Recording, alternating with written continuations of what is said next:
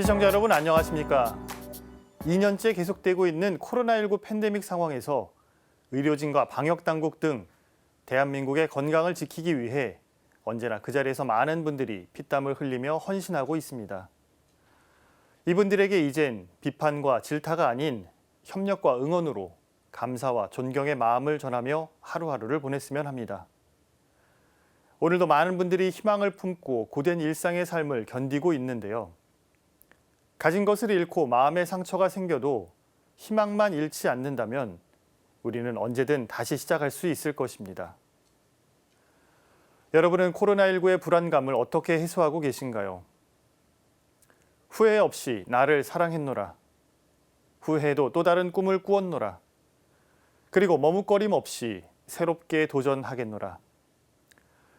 이렇게 스스로에게 다짐을 거듭하면 불안감이 조금은 없어지지 않을까 합니다. 희망과 도전을 꿈꾸는 소식으로 오늘 CPBC 주간 종합뉴스 함께 하시겠습니다.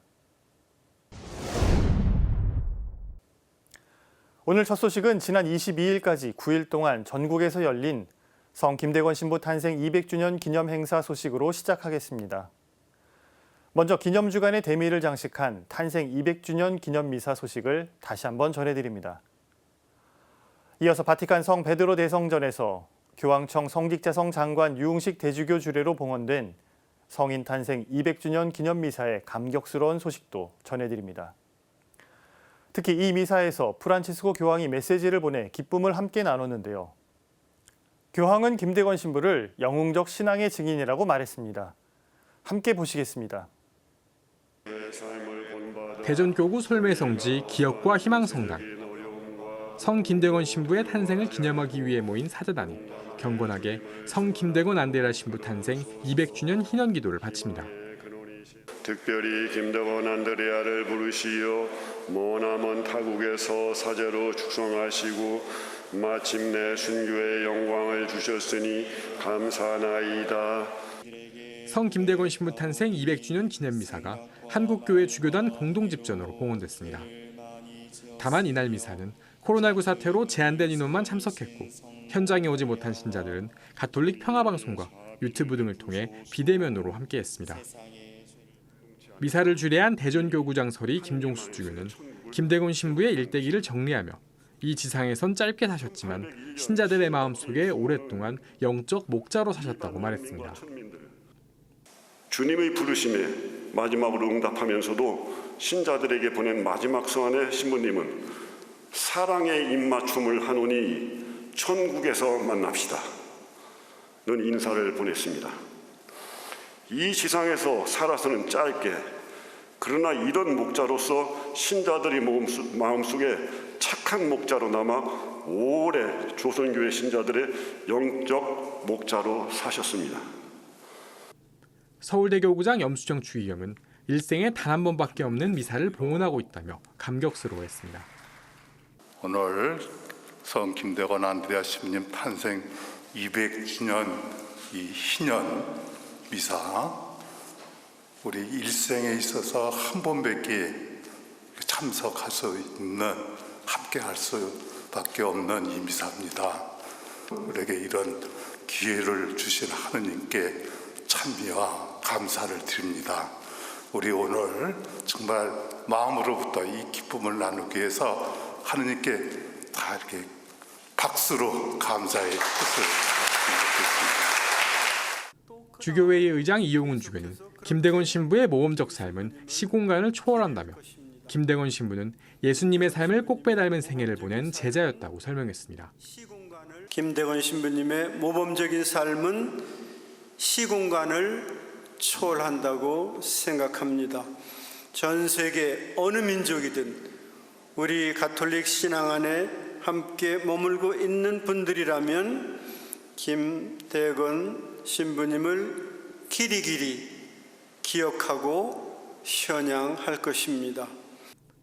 또 황희 문화체육관광부 장관은 코로나19 사태를 보며 전염병이 퍼지던 조선 말에 민중들과 시대의 어려움을 함께하고 성찰했던 김대건 신부의 행적이 더욱 크게 와닿는다고 말했습니다.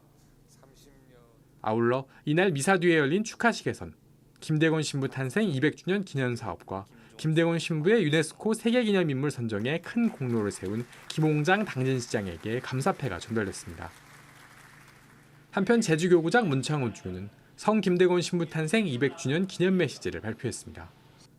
문 주교는 김대건 신부의 순교를 통해 우리의 시대적 소명과 가치를 깨닫고 형제적 친교와 연대를 통해 일치의 삶을 살아가자고 당부했습니다. 우리는 성 김대건 스님의 순교의 삶에 대한 우리의 다짐과 기억과 희생들을 통하여 시대적 소명과 가치들을 깨닫고 형제적 친교의 연대를 통하여 일치의 삶을 살아가야 할 시간이라 바로 그것이 오늘날 진정한 형제의 순교인 것입니다. CPBC 장현민입니다.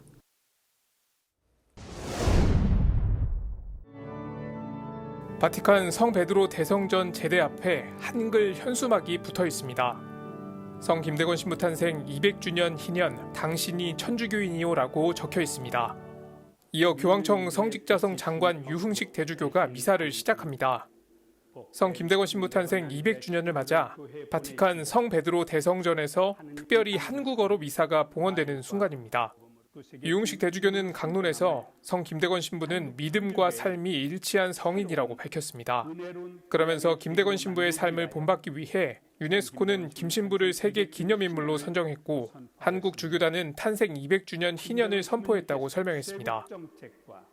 엄격한 신분 질서 아래 있던 조선시대에 보편적 인류애와 만민 평등 자세 그리고 가난한 이들에 대한 애덕을 실천하고 또 전파신 업적을 기리고 본받기 위함이었습니다. 이어 유 대주교는 한반도 평화에 대한 간절한 바람을 드러냈습니다. 새로운 희망을 가질 수 있는 요소들이 더 많아지고 있습니다. 이런 때 프란치스코 교황님께서 북한을 방문하셔서 남북과 북미 등 새로운 한반도 평화를 위한 밑거름이 될 수 있기를 간절한 마음으로 기도드립시다. 특히 이달 초 바티칸에 도착한 뒤 교황을 만나 방북 의지를 거듭 확인했다고 설명했습니다. 내가 북한에 갈 수 있기를 바란다는 말씀을 2번이나 강조해서 말씀하셨고 그렇게 잘 준비되기를 바란다는 말씀도 하셨습니다. 특별히 이런 우리 모든 소망을 성 김대건 신부님과 우리의 자랑스러운 순교자들 전국을 통하여 하느님께 정합시다. 프란치스코 교황도 서면 기념 메시지를 통해 한국인 첫 사제의 탄생 200주년을 함께 기뻐했습니다. 유흥식 대주교가 미사 중에 교황의 메시지를 대독했습니다. 김대건 안드레아 성인의 탄생 200주년을 기념하는 이 기쁨의 날, 저희 메시지가 사랑하는 대한민국의 모든 교우들에게 닿기를 바랍니다. 교황은 그러면서 성 김대건 신부를 영웅적 신앙의 모범적 증인이라고 설명했습니다. 이 기쁜 기념일은 영웅적 신앙의 모범적 증인이며 한국 백성들이 박해와 고통을 겪었던 어려운 시기에도 지칠 줄 모르고 복음을 전하던 사도였던 김대건 안드레아 성인을 보내주신 하느님 아버지를 향해 우리의 기도를 올려드릴 기회가 됩니다. 이어 백신 나눔 운동에 적극 참여한 한국 신자들에게 감사의 마음을 전했으며 어김없이 한반도의 평화를 기원했습니다. 이날 미사에는 교황 창립 로마 한인신학원, 로마 한인성당, 로마 유학사재단, 이탈리아 한인 수도자 모임 등 200여 명이 함께했습니다. 특히 사제와 수도자 평신도로 구성된 19명의 성가대가 한국어 성가로 김대건 신부의 탄생을 축하했습니다. 한편 유흥식 대주교는 성 김대건 신부 탄생 200주년 희년 준비위원장을 역임했습니다. 하지만 교황청 성직자성 장관에 임명되면서 소임을 다할 수 없게 되자 교황에게 부임을 미뤄달라고 요청했습니다. 이에 교황은 성직자성 장관으로서의 임무 수행의 시급함에 대해 설명했고 유 대주교는 순명했습니다. 유 대주교는 안타까운 마음에 성 김대건 신부 탄생 축일에 미사를 봉헌할 수 있는지 교황청에 요청했고 교황청은 흔쾌히 받아들였습니다. 성 베드로 대성전에서 2015년 3월 이후 6년 5개월 만에 한국어로 미사가 봉헌될 수 있었던 배경입니다. 가톨릭 평화방송은 바티칸에서 거행된 미사 실황을 다음 달 순교자 성월을 맞아 녹화 중계할 예정입니다. CPBC 맹현균입니다. 통신성 복원으로 금방 풀릴 것 같았던 남북관계가 한미연합 군사훈련으로 다시 냉랭해졌습니다. 그래서 프란치스코 교황의 방북이 평화의 씨앗이 되길 바라는 기대가 여전히 높은데요. 이런 가운데 교황은 최근 교황청 성직자성 장관 유흥식 대주교에게 북한에 가고 싶다고 2번이나 말한 사실이 확인됐습니다. 교황은 잘 준비하라는 말도 했습니다. 교황의 발언이 나온 배경 전해드립니다. 이어서 프란치스코 교황의 지난 수요일 일반아련 소식도 함께 전해드립니다. 교황은 우리 사회에 만연한 특정 바이러스에 대해 주의를 당부했습니다. 바로 위선의 바이러스인데요. 교황은 정치와 일터, 심지어 교회 안에도 위선이 만연하다고 지적했습니다. 교황은 아울러 도쿄 패럴림픽에 참가한 선수들도 격려했습니다.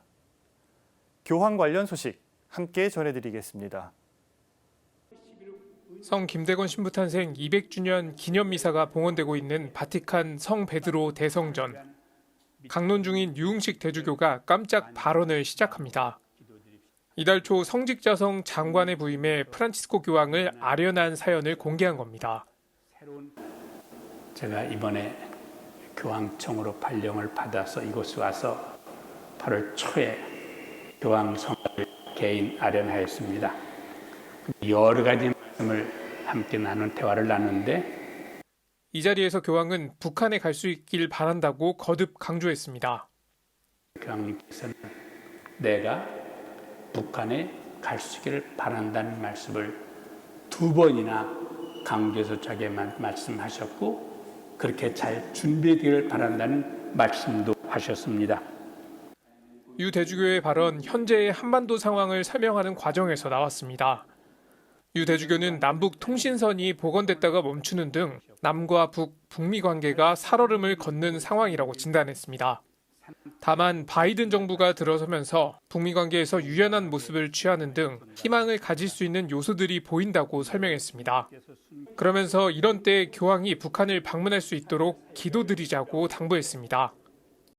이런 때 프란치스코 교황님께서 북한을 방문하셔서 남북과 북미 등 새로운 한반도 평화를 위한 밑거름이 될 수 있기를 간절한 마음으로 기도드립시다. 교황과 유 대주교의 대화에서 주목할 점은 잘 준비하길 바란다는 교황의 메시지입니다. 이미 마음의 결정은 내렸으니 성사될 수 있도록 실무 차원의 준비가 필요하다는 의미로 풀이됩니다. 2번이나 강조해서 북한에 갈 수 있다고 의지를 표명한 점도 이를 뒷받침합니다. 프란치스코 교황은 앞서 지난 2018년에도 자신의 방북을 잘 준비하라고 지시한 것으로 알려졌습니다. 그래서 당시 교황청은 북한과의 실무 협상에 착수하기 위한 사전 준비를 했습니다. 이후 교황청 산하 자선단체 산테디지오가 평양을 방문했고 북한 외교관이 로마에서 열린 산테디지오 행사에 참석했습니다. 그리고 교황은 2019년 1월 한반도에서 긍정적인 신호가 오고 있다고 말했습니다. 최근 교황은 남수단의 분쟁을 중재하기 위해 노력했는데 이 과정에서 함께한 단체 역시 다름 아닌 산테디지오였습니다. 한편 교황의 하반기 일정은 속속 채워지고 있습니다. 먼저 다음 달 헝가리와 슬로바키아를 사목 방문할 예정입니다. 그리고 10월 30일과 31일 이탈리아 로마에서 G20 정상회의가 열립니다. 교황과 문재인 대통령, 바이든 미국 대통령의 관계를 고려하면 이 기간 한반도에 대한 중대한 논의가 이뤄질 가능성이 높습니다. 또 공식 발표는 없었지만 교황은 11월 초 스코틀랜드 글래스고에서 열리는 UN 기후변화 당사국 총회에 참석할 것으로 보입니다. 지난해 방문하려고 했던 지중해 사이프러스와 그리스 방문도 예상되고 최근엔 레바논을 방문하고 싶다고 밝혔습니다. 이렇게 바쁜 일정이 예정돼 있는 가운데서도 한반도에 대한 교황의 생각은 여전히 변함이 없습니다. CPBC 맹현균입니다. 부동산 투기를 근절하겠다고 외치는 정치인들. 정작 본인 또는 가족의 부동산 투기 의혹에 휩싸였습니다. 겉으로는 동료애를 강조하면서 뒤에서는 동료를 배척하고 경쟁에만 몰두하는 직장인들. 그리고 인간 존엄을 외치면서 난민 수용에는 반대하는 이들. 지난 25일 일반 아련에서 프란치스코 교황이 설명한 위선의 바이러스들입니다. 교황은 위선은 진실에 대한 두려움에서 나온다고 지적했습니다. Cos'è l'ipocrisia? Si può dire che è paura per la verità. L'ipocrita ha paura per la verità. Si preferisce fingere piuttosto che essere se stessi. 교황이 위선을 지적한 배경, 사도 바오로의 갈라티아서에 대한 논평에서 나왔습니다.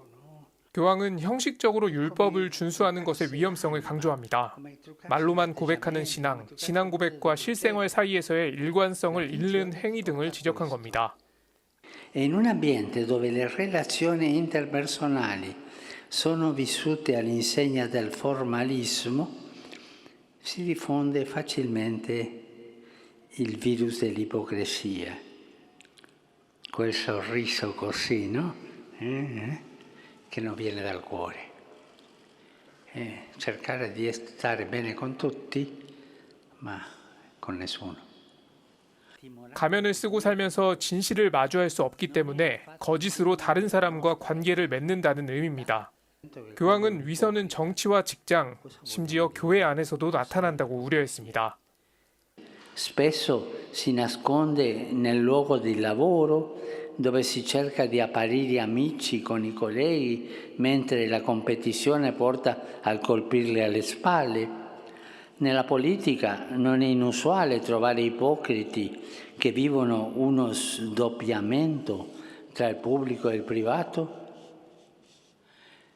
È particolarmente detestabile l'ipocrisia nella Chiesa. E purtroppo esiste l'ipocrisia nella Chiesa e ci sono tanti cristiani e tanti ministri ipocriti. 그러면서 교황은 진실을 말하고 진실을 따르기 때문에 우리는 사랑할 수 있다며 진리와 다르게 행동하는 것은 교회의 일치를 위태롭게 한다고 설명했습니다. 아울러 마테오복음 23장을 읽고 예수님이 위선자라고 말씀한 부분이 어딘지, 위선이 무엇인지 생각해보라고 당부했습니다. 한편 교황은 도쿄 패럴림픽 개막과 관련 장애를 극복하기 위해 노력하는 패럴림픽 참가 선수들을 격려했습니다.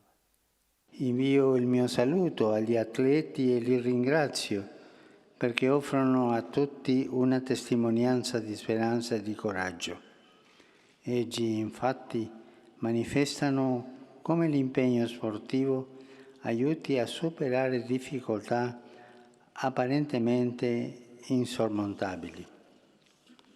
CPBC 맹현균입니다. 이번에는 환경 문제와 환경 보호를 위한 교회와 우리 사회의 노력을 전해드립니다. 코로나19 팬데믹 시대를 맞아 배달 음식 주문이 늘어나면서 배달 쓰레기도 엄청나게 증가하고 있는데요. 배달 쓰레기를 줄이기 위한 다회용기 사용 캠페인이 확산되고 있습니다. 녹색연합이 서명운동에 나섰고 서울대교구 환경사목위원회도 힘을 보태고 있습니다. 리포트를 들으시면서 배달 쓰레기 줄이기에 시청자 여러분도 함께해 주셨으면 좋겠습니다. 이어서 전해드릴 소식은 탄소 중립과 태양광에 대한 관심이 어느 때보다 높은 요즘, 태양광 자격 등을 딴 한 사제의 소식을 전해드립니다. 함께 보시겠습니다. 중국 음식점에 식사 4인분을 주문해 배달시켰습니다. 30분 후 큼지막한 비닐꾸러미 2개를 받았습니다. 짜장면과 짬뽕, 볶음밥, 탕수육, 짜사이까지 책상이 음식으로 가득 찼습니다. 다 먹고 나니 일회용 쓰레기가 한가득입니다. 크고 작은 플라스틱 용기와 뚜껑이 줄잡아 20개가 넘습니다. 여기에다 일회용 나무젓가락과 종이 포장지, 플라스틱 숟가락까지. 이 같은 배달 쓰레기는 지난해 국내에서 하루에만 최소 830만 개가 발생한 것으로 집계됩니다. 하루에 주문된 배달 음식이 270만 건이었으니 한 건당 최소 3개의 쓰레기가 발생한 셈입니다. 그래서 일회용 수저 안 받기를 선택하는 것으론 부족하다는 지적이 나옵니다.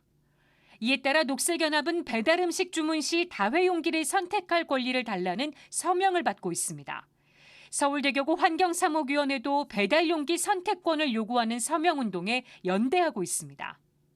우리의 문화 자체가 너무 버리는 문화이기 때문에 이 버리는 문화를 바꾸지 않고서는 우리 세대도 너무나 살아가기 어렵고 또 미래 세대에게 너무나 큰 짐을 지어주는 일 아니겠습니까?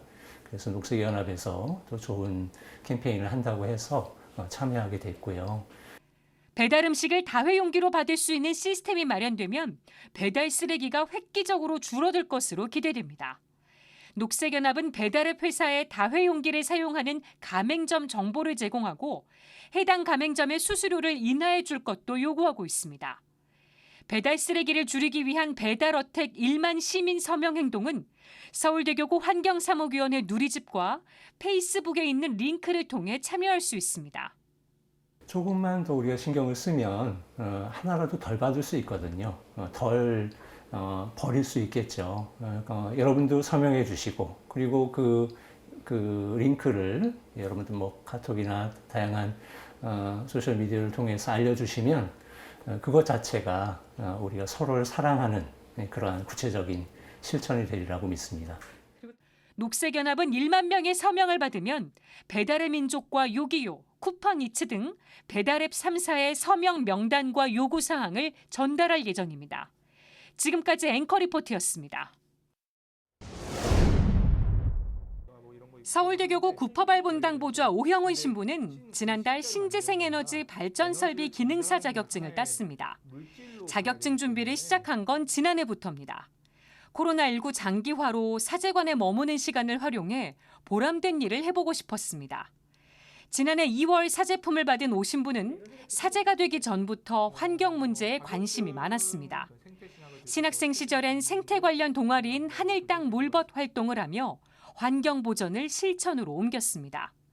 석사 논문은 파리 기후변화 협정과 프란치스코 교황의 생태 회칙 찬미바드 소설을 비교하고 분석하며 기후변화 극복 방안 모색을 주제로 삼았습니다. 환경에 관심이 많았다고 하지만 자격증 준비는 만만치 않았습니다. 필기 시험은 한 번에 통과했지만 실기 시험은 2번 만에 붙었습니다. 필기 시험은 제가 혼자 책 보고 했는데 실기 필답형은 좀 혼자 하기 힘들더라고요. 그래서 그때는 제가 온라인 강의도 신청해서 들었고요. 결국에는 근데 혼자 공부를 많이 해야 되더라고요. 네. 태양광의 가장 큰 장점은 탄소를 배출하지 않는다는 것입니다. 지구 온난화로 달궈진 지구를 더 뜨거워지지 않게 할 수 있다는 뜻입니다. 태양광의 장점은 또 있습니다. 다양한 곳에서 소규모 발전이 가능해 송전탑 문제가 일어날 염려가 없습니다. 오 신부는 이를 정의의 문제라고 말했습니다. 석탄화력 발전소는 대도시에 없잖아요. 대부분 다 농촌 이런 지역에 있습니다. 근데 그런 지역 분들은 전기를 소비하는 게 그렇게 많지 않은데 그분들은 석탄화력 발전소나 핵발전소에 나오는 어떤 위험성들을 다 고스란히 떠안아야 되는데 그 대부분을 소비하는 대도시 사람들은 그런 문제들을 인식도 못하고 살고 있잖아요. 하지만 태양광도 한계는 있습니다.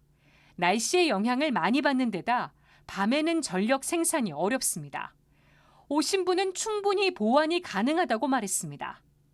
태양광 자체가 어떤 만점짜리 완벽한 물건은 아니에요. 당연히 ESS라 해가지고 에너지 저장 설비 이것들이 확충이 된다면은 낮에 많은 전력들을 생산한 다음에 그거를 저장해놔서 저녁 때 혹은 피크 시간 때 전력망에 공급을 해서 그 피크 전력을 막을 수가 있는 거죠. 서울대교구 구퍼발 본당은 최근 성당에 태양광 발전소를 설치하기로 결정했습니다. 내년 여름이면 구퍼발 성당 옥상에 40에서 50kW 규모의 태양광 발전 시설이 들어설 전망입니다. 본당 전력 소비량의 15% 정도를 생산할 수 있는 시설입니다. 태양광 발전소 설치를 결정하는 과정은 순조로웠습니다. 많은 분들이 이제는 생태 위기가 더 이상 단순히 좀 북극곰 얘기 이 정도가 아니라 당장 나의 얘기가 될 수 있다는 것을 인식을 했기 때문에 어떤 그런 기반이 마련되어 있는 상태였기 때문에 서울대교구는 2017년 12월 서울특별시와 태양광 발전을 위한 업무 협약을 체결했습니다. 3년이 넘게 흐른 지금 성당에 태양광 시설을 설치한 본당은 손에 꼽을 정도입니다. 오영훈 신부는 기후위기의 심각성을 비유를 들어 설명하며 태양광 발전에 참여하는 본당이 늘어나길 희망했습니다. 예를 들어서 어떤 아기가 우물에 빠지려고 하는데 제 손에 더러운 게 묻어 있어요. 그렇다 해서 그 아기가 빠지려고 하는 거를 제 손이 더럽다 해서 못 건져낼 수는 없죠. 더럽더라도 이 아기를 건져내는 게 우선이기 때문에 이 더러운 손을 대서라도 빨리 건져내겠죠. 아기가 지금 거죠. 지금 그렇죠. 오형훈 신부에게 태양광을 한 단어로 표현해달라고 하니 해바라기라는 답변이 돌아왔습니다. 태양광은 해바라기다. 네. 근데 왜 해바라기냐면은 기본적으로 해를 향하고 있어요. 근데 또 하나가 뭐냐면은 프란치스코 성인께서 태양을 우리의 누이로 말하기도 하고 또 태양을 통해서 우리가 주님의 어떤 표상을 만날 수도 있잖아요. 지금까지 앵커 리포트였습니다. 강남의 한 아파트 입주민의 갑질로 경비원이 극단적 선택을 한 사건, 다들 기억하실 겁니다. 아파트 경비원이 겪는 고초에 대한 뉴스가 끊이지 않고 있는데요. 이런 가운데 입주민들의 적극적인 노력으로 지하에 있던 경비원 휴게 공간을 지상으로 옮긴 아파트 단지를 기자가 다녀왔습니다. 한편 청와대도 청소 노동자의 휴게 공간 보장을 촉구하는 국민청원에 대한 답변에서 노동이 존중받는 사회를 만들겠다고 강조했습니다. 어떤 내용인지 함께 전해드립니다. 아파트 경비원들은 대부분 24시간 격일 교대하는 형태로 근무합니다. 주민의 안전과 편의를 위해 불철주야에 쓰는 경비원들. 하지만 휴게 시간을 제대로 보장받지 못하거나 마땅히 쉴 곳이 갖춰져 있질 않아 열악한 근로 환경이 문제가 되었습니다. 경기도 용인의 한 아파트 단지입니다. 아파트 분여회가 쓰던 공간을 리모델링해 경비원들이 충분한 휴식을 취할 수 있는 공간을 지상에 마련했습니다. 지난 7월 완공된 경비 노동자들의 휴게 공간입니다. 무더운 여름철을 날려버릴 에어컨도 구비가 되어 있고요. 잠시나마 눈을 붙일 수 있도록 깨끗한 침구류도 마련되어 있습니다. 기존의 휴게실은 지하 주차장 한켠에 있어 소음뿐 아니라 매연과 습기 탓에 휴식을 취하기 어려웠습니다. 하지만 새로 마련된 지상 휴게 공간은 식사할 수 있는 공간과 잠자는 공간이 분리돼 있습니다. 냉장고도 구비돼 있어 점심 도시락이나 음료를 신선하게 보관할 수 있습니다. 덕분에 이 아파트 단지 경비원들은 마음 편히 휴식을 취하거나 책을 읽을 수 있습니다.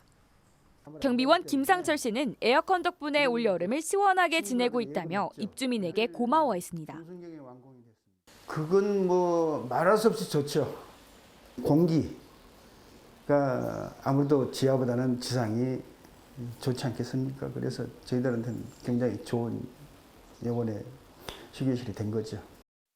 고용노동부는 지난 18일 아파트 경비원 등의 휴게시설과 근로조건의 기준을 정비한 근로감독관 직무규정 개정안을 행정 예고했습니다. 개정안은 휴게시설 기준을 구체화하고 근로조건도 강화했습니다. 앞으로 경비원의 휴게시설에는 별도의 수면시설 또는 휴게시설이 마련돼야 하며 냉난방 시설도 갖춰져 있어야 합니다. 또한 유해물질이나 소음에 노출되지 않는 곳이어야 합니다. 충분한 공간과 함께 침구와 식수 등 최소한의 비품을 비치해야 하며 이들 공간은 각종 물품을 보관하는 수납 공간으로 사용해서는 안 됩니다. 이런 가운데 경기도는 올해부터 경비원 휴게시설 개선 사업을 펼치고 있습니다. 경비원 휴게 공간 조성을 위한 공사 비용을 도에서 지원하는 사업입니다.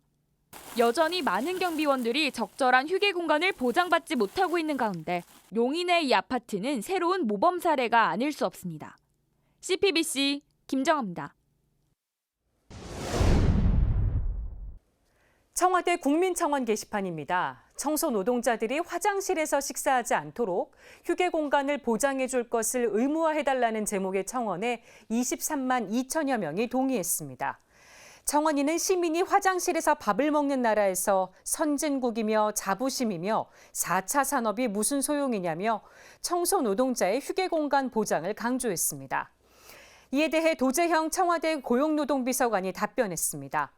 도비서관은 최근 국회에서 휴게시설 설치와 관련해 벌칙을 도입하는 산업안전보건법 개정안이 통과됐다고 설명했습니다. 휴게 공간을 실질적으로 보장할 것을 의무화하였습니다. 인간으로서의 최소한의 냉난방과 환기, 편의시설을 갖추도록 하였습니다.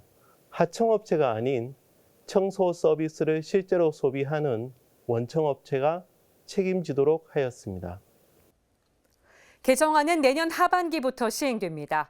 이에 따라 정부는 대통령령 등 하위 법령으로 위임된 설치 의무 사업주의 범위와 휴게시설 기준 등을 마련할 예정입니다. 도비서관은 노동자가 쾌적한 환경에서 휴식을 취하는 건 기본적으로 누려야 하는 권리라며 노동이 존중받는 사회가 되도록 노력하겠다고 밝혔습니다. 요즘 국제사회의 뜨거운 이슈 가운데 하나가 바로 아프가니스탄 난민 수용 문제입니다. 아프간에선 탈레반의 통치를 피해 필사의 탈출 행렬이 이어지고 있는데요. 하지만 이는 아프간만의 문제는 아닙니다. 지구 반대편 미국 국경지대에도 난민과 이주민이 넘쳐나고 있습니다. 각국에서 가난과 폭력, 그리고 기후위기 등을 피해온 사람들이 하루에도 수백 명씩 몰려오고 있는데요. 현지에서 사목하고 있는 서울대교구 소속 사제의 이야기를 어렵게 들어봤습니다.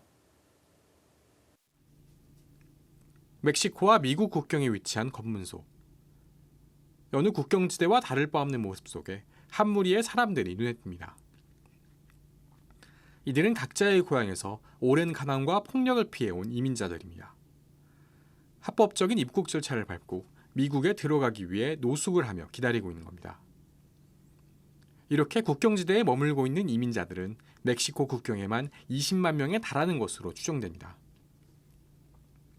이곳에서 이민자들을 위해 사목하고 있는 한국인 사제가 있습니다. 서울대교구 최우주 신부입니다. 최 신부는 2019년부터 미국 엘파소 교구와 멕시코 후아레즈 교구를 오가며 이민자들을 돕고 있습니다. 최 신부는 대부분의 이주민들은 가난과 폭력, 기후변화 등을 피해온 것이라고 설명했습니다. 멕시코 국내에서 발생하는 범죄 때문에 이게 난민 신청자들이 좀 늘고 있고요. 그다음에 아시아나 아프리카에서도 간간히 오고 있습니다. 그리고 대부분 그분들이 이렇게 이동하게 되는 이유는 이제 경제적인 이유도 있고요. 좀 더 나은 삶을 살기 위해서, 그리고 농민들이 좀 살 수가 없는 그런 환경이고요. 그다음에 자연 기후 변화 이런 것도 있고. 최 신부가 사목하는 지역에는 20곳 정도의 난민, 이주민 쉼터 시설이 있고 이 가운데 5곳을 가톨릭 교회가 운영하고 있습니다. 최 신부는 이곳 이민자들에게 음식을 제공하거나 교통수단 마련을 돕는 등 안전하고 합법적으로 이주할 수 있도록 구슬땀을 흘리고 있습니다. 최 신부는 현지 봉사자들의 도움을 많이 받는다며 고난을 피해온 이들이 고통 속에서 고립되지 않도록 돕는 것이 교회의 몫이라고 말했습니다. 어떤 안전한 곳, 그리고 그이들이 고통 중에 고립되어 있지 않게 해주는 거, 이제 저는 그게 제일 중요한 것 같거든요. 교구에서 운영하는 그 이민자들을 위한 쉼터에 봉사하러 보내세요. 일주일에 한 번 이렇게 코로나 이전에 이렇게 가서 뭐 청소도 좀 해주고, 그다음에 아이들과 좀 그런 재능이 있어 아이들하고 좀 놀아주고 같이, 그다음에 뭐 로사리오 기도도 할 수도 있고. 현재 멕시코에서 합법적 절차를 거쳐 미국으로 들어갈 수 있는 인원은 한 검문소당 하루에 300명 남짓입니다. 이 때문에 이민 절차를 밟기 위해선 짧아도 수개월을 기다려야 하는 상황입니다. 기다림에 지친 이민자들은 코요테라고 불리는 망명 브로커들을 통해 국경을 넘기도 하지만 그 과정에서 많은 사람들이 목숨을 잃고 있습니다. 최 신부는 또 이렇게 국경을 넘더라도 이민자들이 인도적인 대우를 받고 있지 못하다고 말했습니다. 100명을 수용할 수 있는 공간에 150명을 이제 집어넣어요.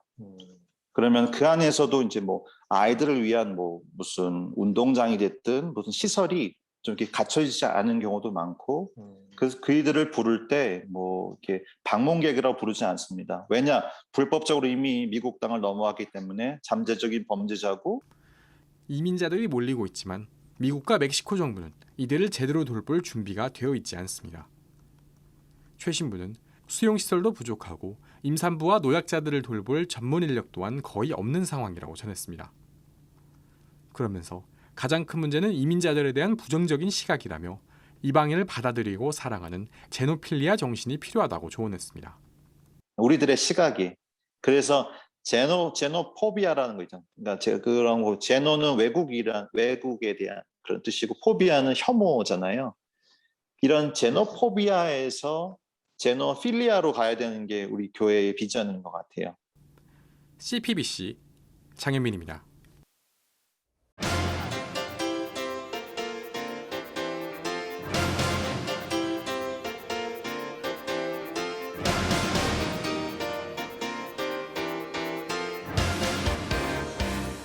밀양에 사는 50대 안은주 씨는 배구 선수였습니다. 국가대표 후보까지 올랐고 은퇴 후 생활체육 코치와 배구 심판으로도 활동했습니다. 그만큼 그녀는 감기조차 자주 걸리지 않는 건강한 사람이었습니다. 그러던 그녀가 2011년 갑자기 쓰러져 병원에 입원합니다. 조직검사에서도 이유를 찾지 못했고 원인 미상의 폐질환으로 얼마 살지 못할 거란 충격적인 이야기를 듣습니다. 폐가 점점 딱딱해져 숨을 쉴 수 없는 폐섬유화. 결국 그녀는 2번의 폐 이식 수술을 받았습니다. 그럼에도 불구하고 거부 반응과 합병증 등으로 지금도 여전히 병원에 입원해 있습니다. 목절개에 산소 발생기를 착용하면서부터 이젠 목소리도 잃었습니다.